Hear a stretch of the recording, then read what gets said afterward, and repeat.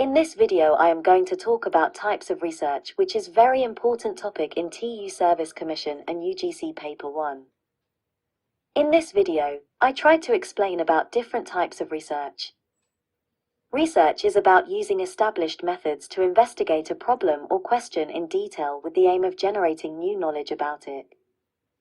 It is a vital tool for scientific advancement because it allows researchers to prove or refute hypotheses based on clearly defined parameters, environments, and assumptions.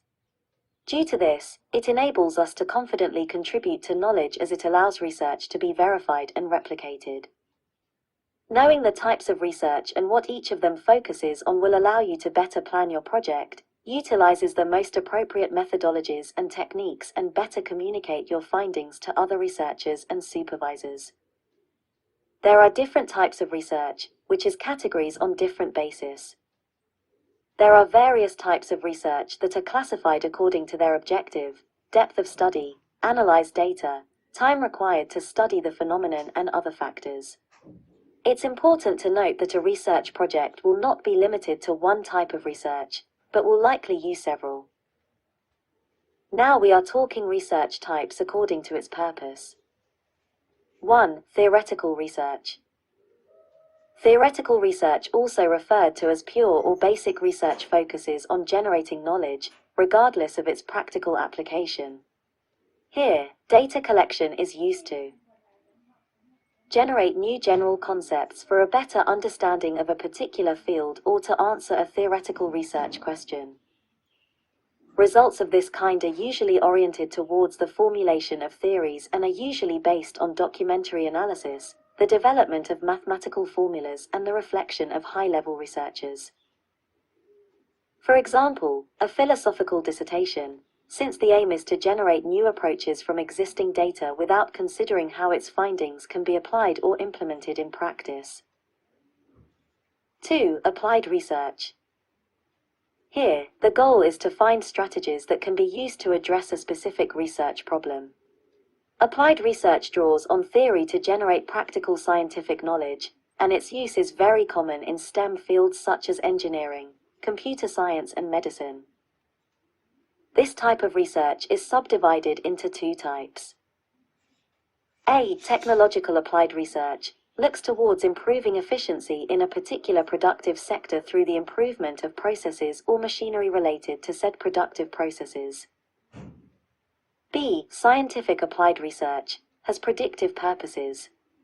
Through this type of research design, we can measure certain variables to predict behaviors useful to the goods and services sector, such as consumption patterns and viability of commercial projects. For example, market research, because by examining consumption patterns, strategies can be developed for the development of new products and marketing campaigns, etc.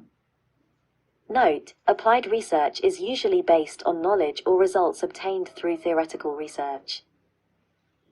In fact, it is common for research projects to first establish the theoretical framework, both to define the field of study and to identify possible theories that could be tested or applied to solve the specific problem posed in the project. Now we are talking research types according to your depth of scope. 1. Exploratory research. Exploratory research is used for the preliminary investigation of a subject that is not yet well understood or sufficiently researched. It serves to establish a frame of reference and a hypothesis from which an in-depth study can be developed that will enable conclusive results to be generated. Because exploratory research is based on the study of little-studied phenomena, it relies less on theory and more on the collection of data to identify patterns that explain these phenomena. For example, an investigation of the role social media in the perception of self-image. 2. Descriptive research. The primary objective of descriptive research is to define the characteristics of a particular phenomenon without necessarily investigating the causes that produce it. In this type of research, the researcher must take particular care not to intervene in the observed object or phenomenon, as its behavior may change if an external factor is involved. For example, investigating how the public census of influential government officials differs between urban and non-urban areas. 3. Explanatory research. Explanatory research is the most common type of research method and is responsible for establishing cause and effect relationships that allow generalizations to be extended to similar realities. It is closely related to descriptive research, although it provides additional information about the observed object and its interactions with the environment. For example, investigating the brittle behavior of a specific material when under compressive load. For correlational research. The purpose of this type of scientific research is to identify the relationship between two or more variables. A correlational study aims to determine whether a variable changes, how much the other elements of the observed system change. Now we are talking research types according to the type of data used. 1. Qualitative research.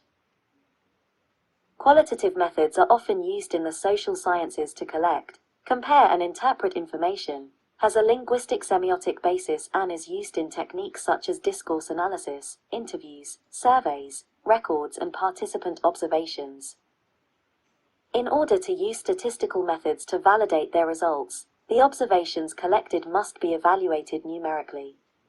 Qualitative research, however, tends to be subjective, since not all data can be fully controlled.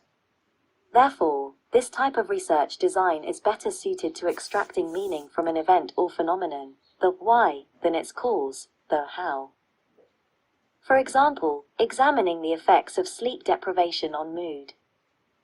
2. Quantitative research. Quantitative research study delves into a phenomena through quantitative data collection and using mathematical, statistical and computer-aided tools to measure them. This allows generalized conclusions to be projected over time. For example, conducting a computer simulation on vehicle strike impacts to collect quantitative data. Now we are talking research types according to the degree of manipulation of variables.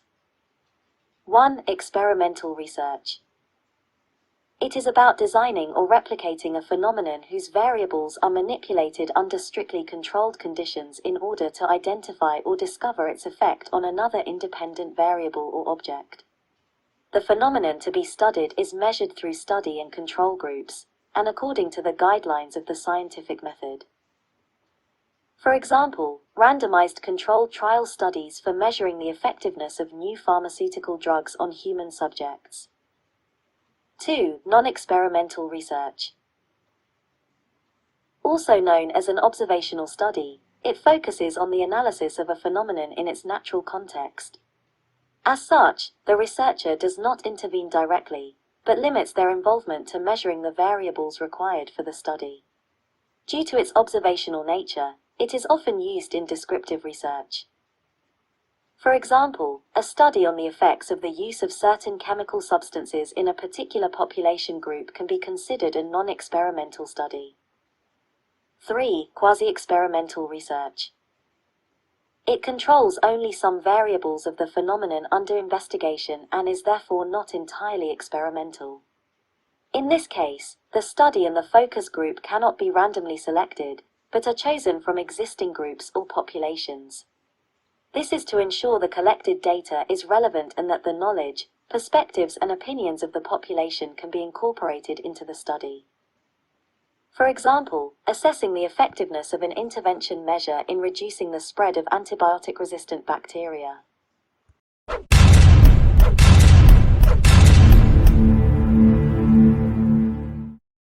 Now we are talking research types according to the type of inference. 1. Deductive investigation. In this type of research, reality is explained by general laws that point to certain conclusions. Conclusions are expected to be part of the premise of the research problem and considered correct if the premise is valid and the inductive method is applied correctly. 2. Inductive research. In this type of research, knowledge is generated from an observation to achieve a generalization. It is based on the collection of specific data to develop new theories. 3. Hypothetical deductive investigation. It is based on observing reality to make a hypothesis, then use deduction to obtain a conclusion and finally verify or reject it through experience. Now we are talking research types according to the time in which it is carried out. 1. Longitudinal study, also referred to as diachronic research. It is the monitoring of the same event, individual or group, over a defined period of time.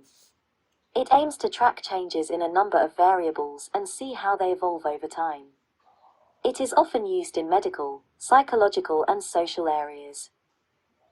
For example, a cohort study that analyses changes in a particular indigenous population over a period of 15 years. 2. Cross-sectional study, also referred to as synchronous research.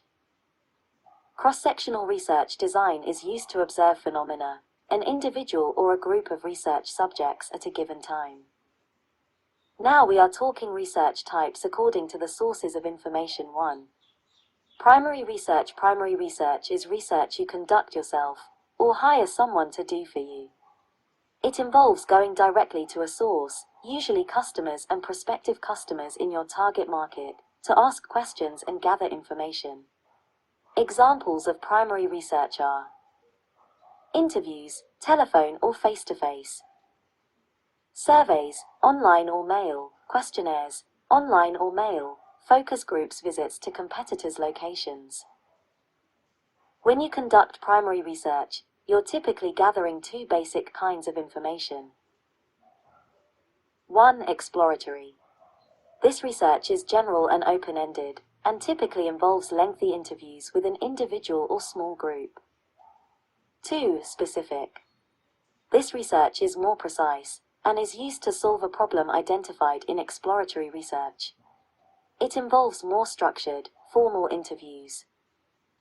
Primary research usually costs more and often takes longer to conduct than secondary research, but it gives conclusive results. Secondary research. Secondary research is a type of research that has already been compiled, gathered, organized, and published by others. It includes reports and studies by government agencies, trade associations, or other businesses in your industry. For small businesses with limited budgets, most research is typically secondary, because it can be obtained faster and more affordably than primary research. A lot of secondary research is available right on the web, simply by entering keywords and phrases for the type of information you're looking for.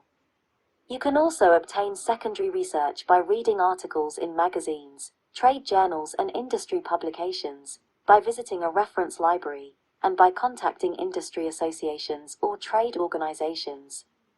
Note, when you locate the research you want, check its publication date to be sure the data is fresh and not outdated.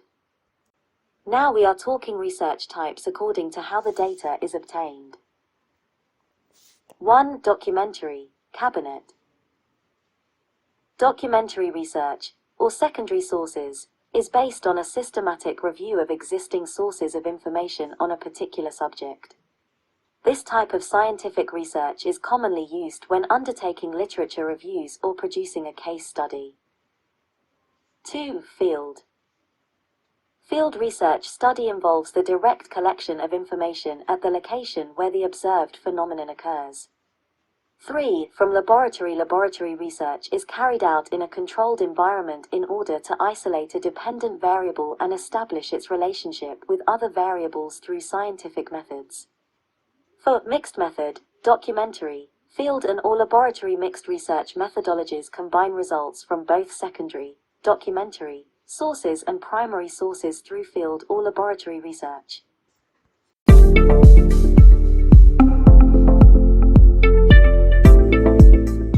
Thanks for watching the video.